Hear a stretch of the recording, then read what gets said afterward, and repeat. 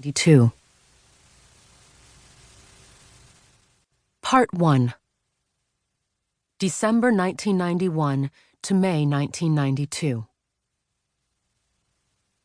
Listen, Paula.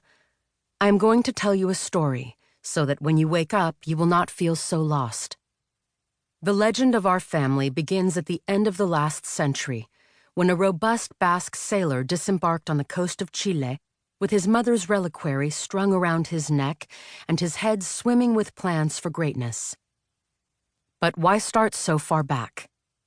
It is enough to say that those who came after him were a breed of impetuous women and men with sentimental hearts and strong arms fit for hard work.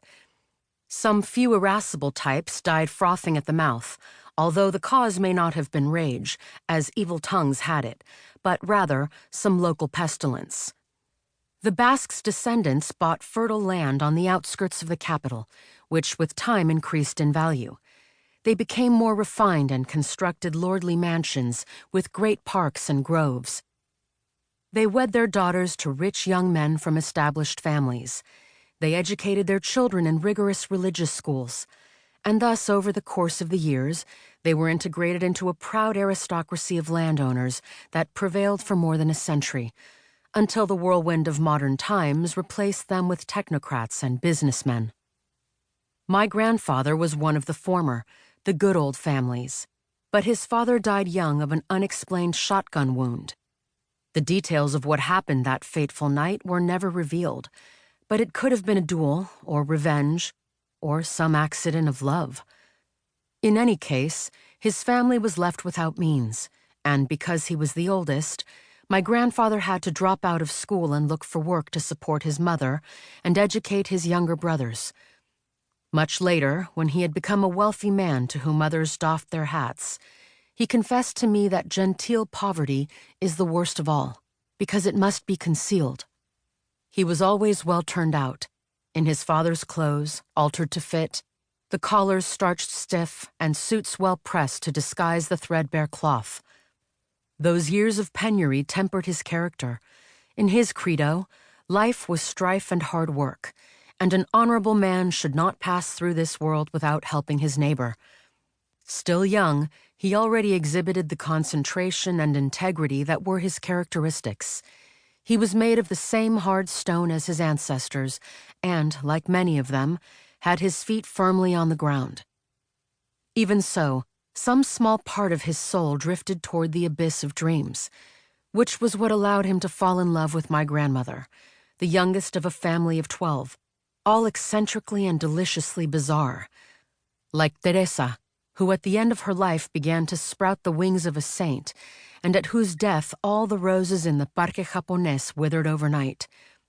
Or Ambrosio, a dedicated carouser and fornicator, who was known at moments of rare generosity to remove all his clothing in the street and hand it to the poor. I grew up listening to stories about my grandmother's ability to foretell the future, read minds, converse with animals, and move objects with her gaze. Everyone says that once she moved a billiard table across a room, but the only thing I ever saw move in her presence was an insignificant sugar bowl that used to skitter erratically across the table at tea time. These gifts aroused certain misgivings, and many eligible suitors were intimidated by her, despite her charms.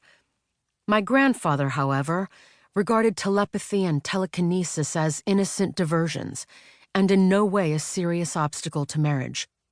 The only thing that concerned him was the difference in their ages. My grandmother was much younger than he, and when he first met her, she was still playing with dolls and walking around clutching a grimy little pillow. Because he was so used to seeing her as a young girl, he was unaware of his passion for her until one day she appeared in a long dress and with her hair up, and then the revelation of a love that had been gestating for years threw him into such a fit of shyness that he stopped calling.